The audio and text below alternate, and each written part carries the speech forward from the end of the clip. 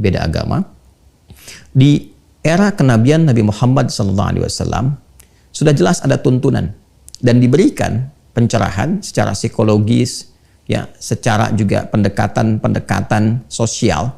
Tentu orang-orang yang meyakini, orang-orang yang mengakui hanya karena faktor tertentu belum bisa menerima, itu lebih dekat dan lebih mudah untuk dicerahkan. Jika memang bukti-bukti yang tampak itu bisa hadir dalam jiwanya, diyakini, diketahui, dan mengalahkan keangkuhan-keangkuhan yang mungkin hadir karena faktor-faktor tertentu lainnya, mungkin karena perasaan dan sebagainya. Itu lebih mudah untuk dijelaskan dibandingkan dengan orang yang menolak sama sekali, tidak mau tahu, dan membutuhkan penguat-penguat lain, hal-hal yang bukan hanya informatif, tapi yang bersifat meyakinkan dan mengalahkan logika-logika yang mungkin telah terbangun serta terakumulasi jauh sebelumnya.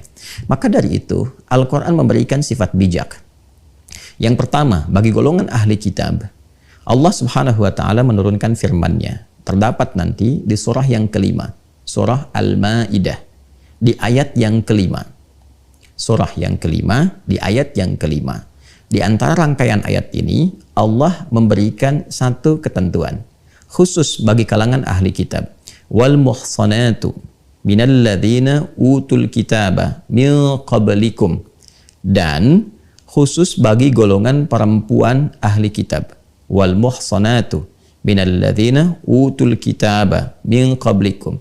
Khusus untuk perempuan yang ahli kitab dari genealogi yang tersambung sebelum kalian itu. Jadi di sini dari golongan non-muslim yang kafir, dari ahli kitab, tapi yang perempuannya.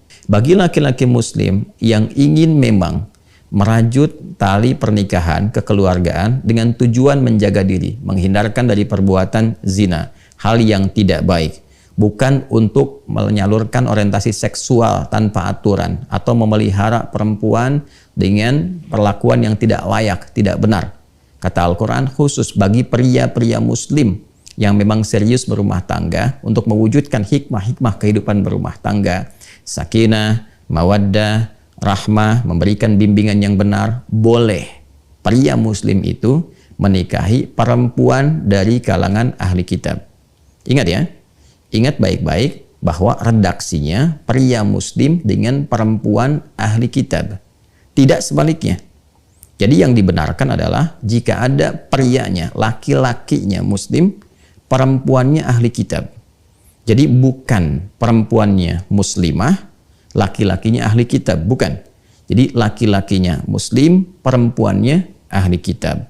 Dan yang dimaksud ahli kitab yang saya jelaskan tadi, meyakini, mengakui kebenaran risalah Nabi Muhammad SAW, namun belum beriman, ya, belum masuk Islam, belum bersyahadat karena faktor-faktor tertentu. Tapi ada pengakuan dalam dirinya, ada kebenaran yang dia akui, dia tahu tentang itu, ya, maka dengan keadaan dirinya sebagai perempuan dan hikmahnya dalam kehidupan rumah tangga, laki-laki diposisikan sebagai pemimpin yang mengatur, membimbing, mengayomi, menyayangi, sehingga dalam posisi itu bisa membina rumah tangga dengan baik, membimbing istrinya, mengarahkan, memberikan pencerahan, sehingga diharapkan dengan itu, pertama, dapat menerima risalah Islam dengan baik. Itu satu.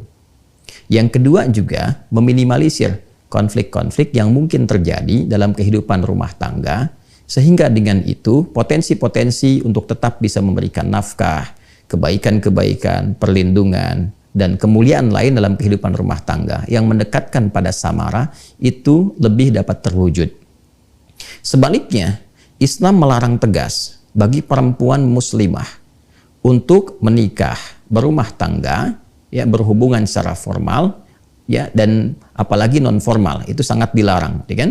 Dengan laki-laki dari kalangan ahli kitab. Jadi perempuannya muslimah, laki-lakinya non muslim, kafir dari ahli kitab, itu tegas dilarang, haram hukumnya, tidak diperkenankan. Karena ayat ini hanya membolehkan laki-laki muslim dengan perempuan ahli kitab.